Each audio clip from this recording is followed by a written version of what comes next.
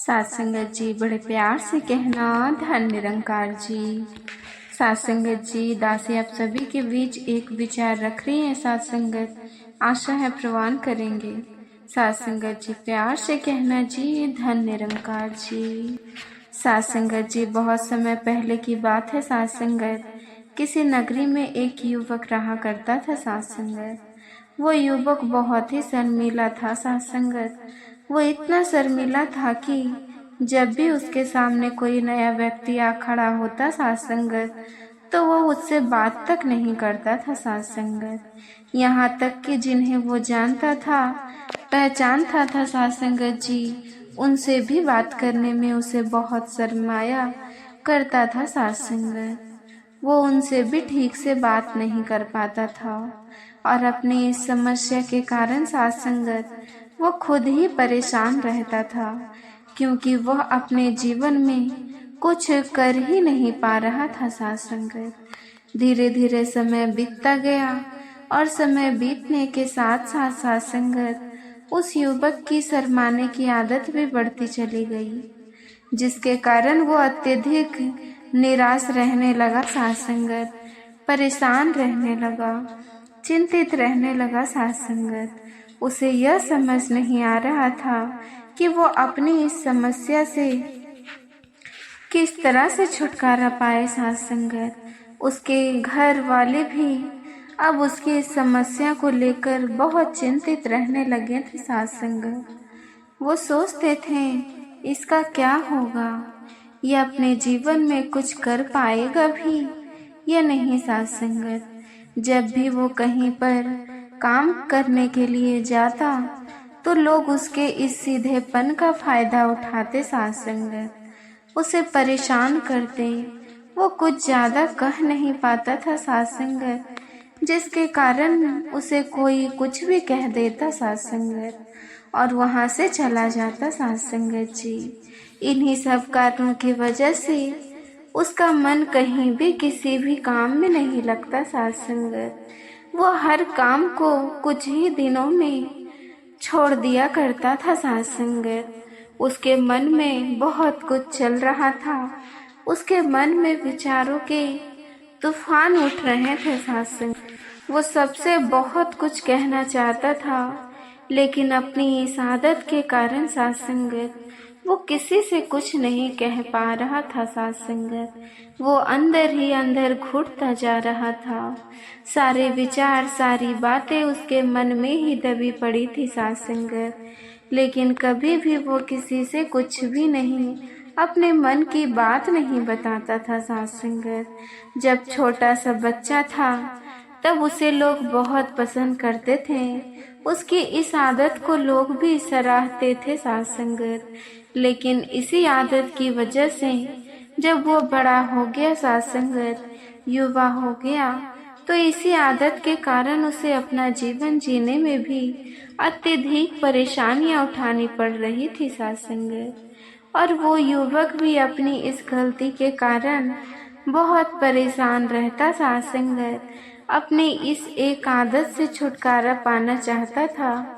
वो चाहता था कि वो लोगों से अपने मन की बात खुलकर कह पाए, जो कुछ करना चाहता है, जो कुछ कहना चाहता है। सात संगत, वो सबसे वो खुलकर कह सके, कर सके। सात संगत, लेकिन जब भी कोई दूसरा उसके सामने आता सात संगत, तो उसकी जुबान मानो खुलती ही नहीं। सात संगत, यहाँ तक कि वो अपने माता पिता के सामने भी ठीक से बात नहीं कर पाता था। सात संगत, केवल उसके कुछ मित्र थे जिनसे वो अपने मन की बात कर पाता था। सात संगत, जब भी वो किसी बात का जवाब देता तो लोग उसकी हंसी उड़ाते। सात संगत, उसका मजाक बनाते। लोग कहते हैं कि आज तो तेरे मुंह में भी जुबान आ गई है। ये समस्या दिन ब दिन बढ़ती चली जा रही थी और इस समस्या के कारण अब उसके पिता भी अत्यधिक चिंतित रहने लगे थे। सात संगत, वो चाहते थे कि उनका बेटा भी दूसरों के सामने अपने मन की बात रख सके। सात संगत, लेकिन एक दिन जब अपने उस बेटे को दूसरों के सामने शर्मिंदा होता हुआ देखा तो सासंगत तभी उन्हें बहुत क्रोध आया। वो अपने बेटे को खरी खोटी सुनाने लगे। उन्होंने इसे इतना डांट दिया कि वो युवा लड़का अत्यधिक क्रोधित हो गया सासंगत, और वहां से बिना कुछ कहे वहां से चला गया सासंगत। शाम हो चुकी थी और अब तक उनका बेटा घर नहीं लौटा था सासंगत। माता और पिता दोनों बड़े ही चिंतित थे। वो अपने बेटे को वापस घर पर देखना चाहते थे सासंगत, लेकिन युवा लड़का तो भागते भागते पहाड़ की सासंगत जी छोटी पर जा पहुंचा था सासंगत। वो वहां से नीचे की और झांक रहा था सासंगत, और ईश्वर से कह रहा था, हे भगवान, आपने मुझे ऐसा क्यों बनाया? लोग मेरा मजाक उड़ाते हैं, लोग मेरी हंसी उड़ाते हैं सासंगत।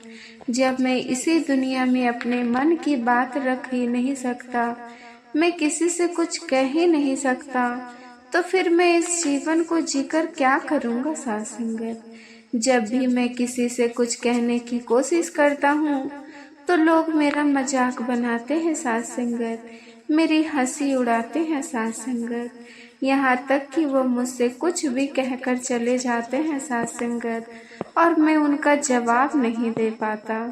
ऐसा जीवन जीकर मुझे क्या मिलेगा सासंगत, इसीलिए मैं तेरे पास आ रहा हूँ। इतना कहकर जैसे ही वो युवक कूदने की तैयारी कर रहा था कि तभी पीछे से आवाज सुनाई पड़ी, बेटा, जान देना तो बहुत आसान है, लेकिन इस जान को तुम वापस नहीं पा सकोगे। जैसे ही यह आवाज उसके कानों में पड़ी, वो पीछे मुड़कर देखने लगा। उसने जैसे ही पीछे मुड़कर देखा, उसने पाया कि एक बुद्ध भिक्षु उसके पीछे खड़े हैं सासंगत जी उन्हें देखकर वो डर सा गया और अपने कदम सासंगत जी पीछे खींच ली और चुपचाप वहां पर खड़ा हो गया सासंगत। अपनी आदत के कारण वो उनसे कुछ कह नहीं पा रहा था सासंगत। तभी भिक्षु उस युवक से कहते हैं, बेटा, क्या बात है? आखिर तुम यहाँ पर क्या कर रहे हो, और तुम अपनी इस जीवन को क्यों समाप्त करना चाहते हो? अनमोल जीवन बहुत कम लोगों को नसीब होता है, और तुम्हें ये जीवन व्यर्थ लगता है सासंगत जी। इस पर वो युवक कहता है, नहीं नहीं, कुछ नहीं, मैं तो बस यहाँ पर खड़ा होकर देख रहा था। तभी बौद्ध भिक्षु उस युवक से कहते हैं, बेटा, मैं जानता हूँ कि तुम यहाँ पर क्या करने आए थे। तुम मुझसे कुछ नहीं छिपा सकते, लेकिन मैं चाहता हूँ कि तुम अपनी समस्या मुझसे खुद बताओ, तभी मैं उसका समाधान तुम्हें बता पाऊंगा सासंगत। यदि तुम चाहते हो कि कोई तुम्हारी मदद करे, तो उसके लिए तुम्हें ही आगे बढ़ना होगा सासंगत। यदि तुम चाहते हो कि मैं तुम्हारी समस्या का समाधान करूं, तो तुम्हें मुझे अपनी समस्या बतानी होगी सासंगत, वरना मैं कुछ नहीं कर सकूंगा। उन बुद्ध भिक्षु की यह बात सुनकर वो युवक कहता है, नहीं नहीं, मैं ठीक हूँ, मैं सच कह रहा हूँ। उस युवक की यह बात सुनकर बुद्ध भिक्षु उस युवक से कहते हैं, ठीक है बेटा, यदि तुम नहीं चाहते कि मैं तुम्हारी मदद करूं, तो कोई बात नहीं, मैं तुम्हारी बात पर विश्वास कर लेता हूँ। लेकिन तुम्हें भी मेरी एक बात पर विश्वास करना चाहिए कि मैं तुम्हारी मदद के लिए यहाँ पर आया हूँ। तुम चाहो तो तुम अपनी समस्या मुझे बता सकते हो सासंगत, और मैं तुम्हारी इस समस्या का समाधान भी अवश्य करूँगा सासंगत। इसका जवाब देते हुए युवक उन बुद्ध भिक्षु से कहता है, नहीं नहीं, मैं ठीक हूँ, आप जाइए। इस पर वो वृद्ध भिक्षु उस युवक से कहते हैं, ठीक है बेटा, यदि तुम चाहते हो कि मैं यहाँ से चला जाऊं, तो मैं यहाँ से चला जाता हूँ, लेकिन मेरी एक बात याद रखना, मेरे जाने के बाद मैं तुम्हारी कोई मदद नहीं कर पाऊंगा और हो सकता है कि तुम्हारी मदद के लिए कोई और आगे भी ना आए साध संगत। इतना कहकर बुद्ध भिक्षु पीछे की ओर मुड़े साध संगत और अपने मार्ग में आगे बढ़ने लगे। वो युवक वहीं पर खड़ा होकर साध संगत ये सब देख रहा था। जैसे ही वो कुछ दूर पहुंचे, तभी उस युवक ने जोर से आवाज लगाई, गुरुदेव, मेरी समस्या बहुत बड़ी है, क्या आप उसका समाधान कर सकेंगे? क्या आप मुझे उसका समाधान दे सकेंगे? ये सुनकर साध संगत बुद्ध भिक्षु वहीं पर खड़े हो गए और पीछे मुड़कर उन्होंने उस युवक की बात का जवाब देते हुए कहा, बेटा, इस दुनिया में कोई भी ऐसी समस्या नहीं है जिसका कोई समाधान न हो। यदि तुम मुझे अपनी समस्या बताओगे तो मैं उसका समाधान अवश्य करूंगा साध संगत। तभी वो युवक उन बुद्ध भिक्षु से अपनी समस्या बताते हुए कहता है, साध संगत, गुरुदेव, मेरी एक बहुत बड़ी समस्या है कि मैं शर्मीला हूँ, जिसके कारण मैं किसी से कोई बात नहीं कर पाता। यहाँ तक कि मैं अपने मन की बात भी किसी को नहीं बता पाता साध संगत। और साध संगत जी, जब मैं किसी से बात करने की कोशिश करता हूँ तो लोग मेरा मजाक उड़ाते हैं साध संगत, मेरी हंसी उड़ाते हैं साध संगत। जब भी मुझे कोई खरी खोटी सुनाता है, उल्टी सीधे बातें करता है साध संगत, तो मैं उनका जवाब दे पाता हूँ। मैं लोगों की तरह चालाक बनना चाहता हूँ साध संगत, लोगों की तरह बातों का जवाब देना चाहता हूँ, अपने मन की बात करना चाहता हूँ साध संगत। मैं इस दुनिया के साथ कदम से कदम मिलाकर आगे बढ़ना चाहता हूँ। क्या इसका कोई समाधान? उन बुद्ध भिक्षु ने उस युवक की सारी बातें ध्यानपूर्वक सुनी और फिर जवाब देते हुए कहते हैं, बेटा, जरूरत से ज्यादा शर्मीला होना, इसका अर्थ यह है कि तुम्हारे अंदर कोई डर है जिसे तुम पहचान नहीं पा रहे हो, जिसका कारण उसका समाधान करने में भी असमर्थ है साध संगत। शर्म करना अलग बात है और डरना अलग बात साध संगत। जब हमारे भीतर डर होता है तब हम कहीं भी किसी से भी कोई बात भी नहीं कर सकते। हम चारों तरफ केवल डर ही नजर आता है और हम हर जगह से डरते ही रहते हैं साध संगत। लेकिन इसे शर्माना नहीं कहते साध संगत। शर्म तो बस एक हद तक तुम्हें चुप रखता है।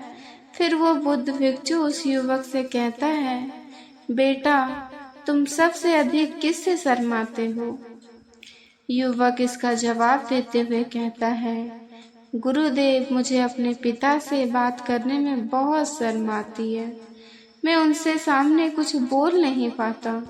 तभी वो बुद्ध भिक्षु उस युवक से कहते हैं, अच्छा, तो ये बताओ, जब तुम अपने पिता से बात कर रहे होते हो या फिर बात करने का प्रयास करते हो तो तुम्हारे मन में कैसे ख्याल आते हैं?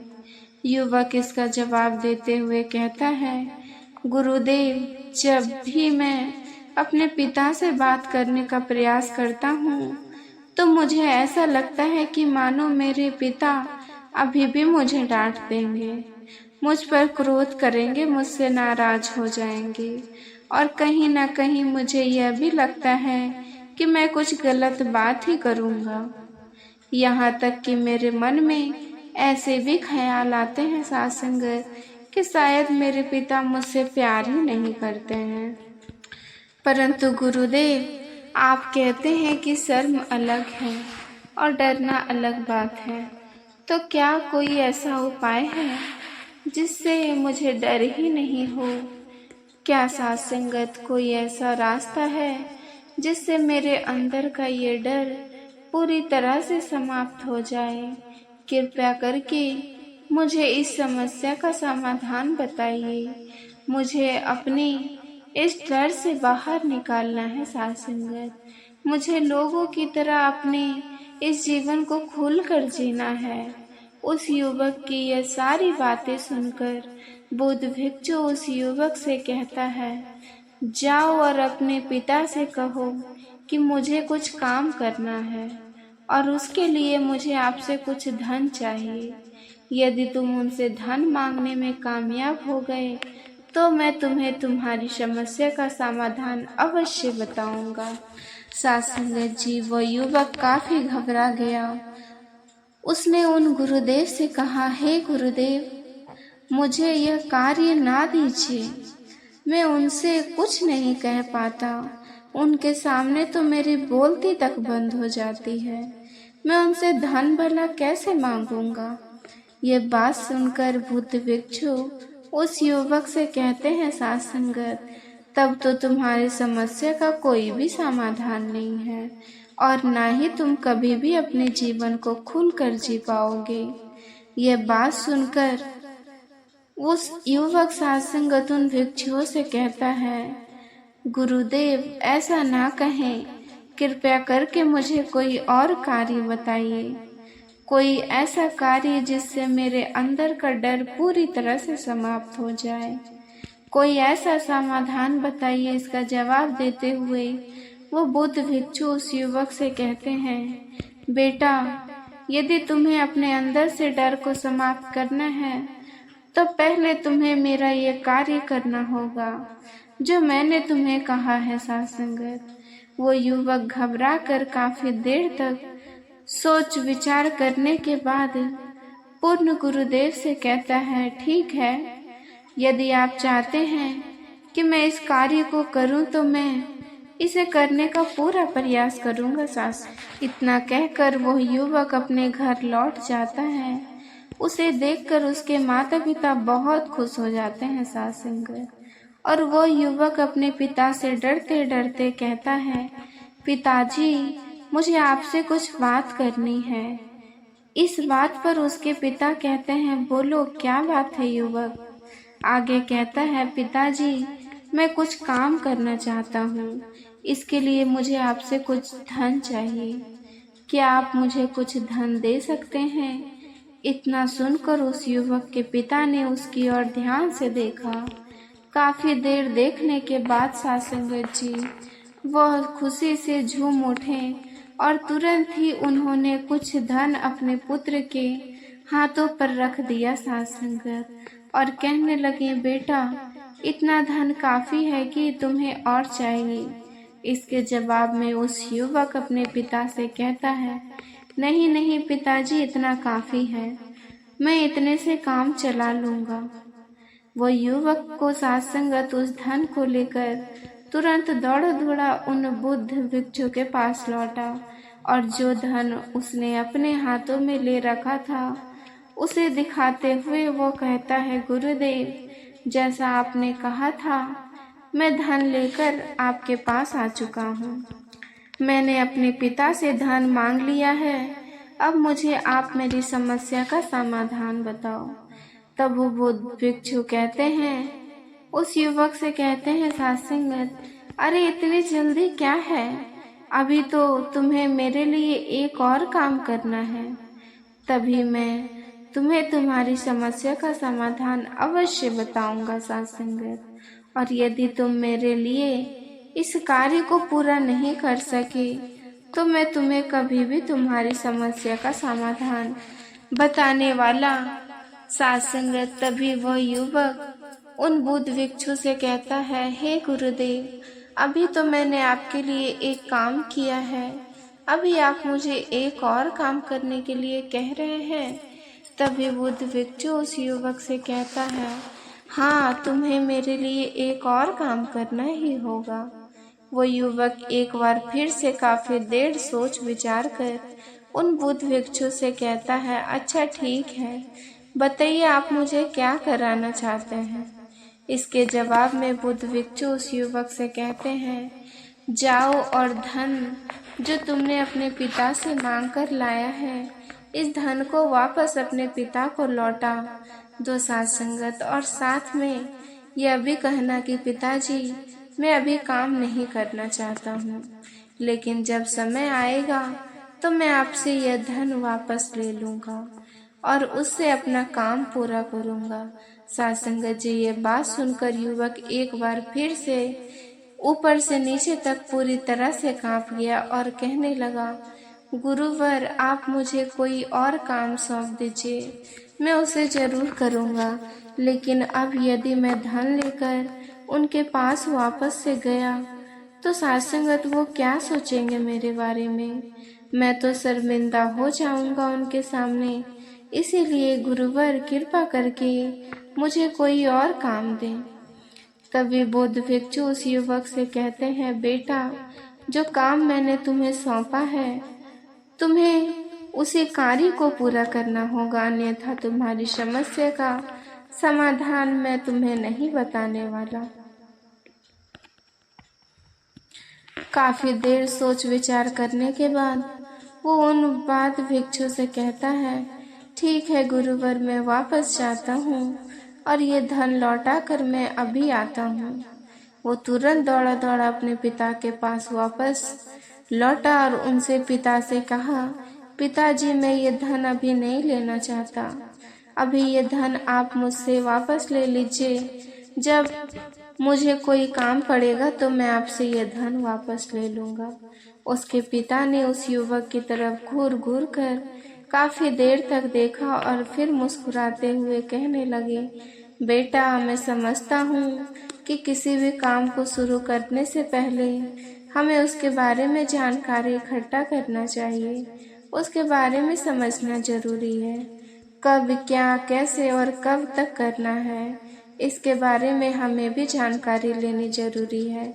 कोई भी काम ऐसे ही नहीं शुरू किया जा सकता है, उनसे हम नहीं होंगे या फिर नहीं, इसका भी अनुमान हमें लगाना पड़ता है। और जब हम इन सभी के बारे में सही जानकारी प्राप्त कर लेते हैं, तभी हमें धन लगाना चाहिए। साथ संगत, मुझे बहुत खुशी हुई कि तुमने ये सही निर्णय लिया कि जब तुम्हें ये समझ में आ जाए जो कार्य तुम करने जा रहे हो वो तुम्हारे लिए उचित है, तब तुम चाहो तो मैं तुम्हें यह धन वापस लौटा दूंगा। वह युवक अपने पिता से यह सारी बातें सुनकर मन ही मन बहुत प्रसन्न था। साथ संगत, उसने यह तो उम्मीद तक नहीं की थी कि उसके पिता हंसकर उसे ये तरफ सारी बातें समझाएंगे। साथ संगत, वो मन ही मन में यह सोच रहा था कि तभी उसके पिताजी उसके और करीब आए और अपने उस युवा बेटे को गले से लगा लिया। साथ संगत जी, बड़े प्यार से कहना, धन निरंकार जी।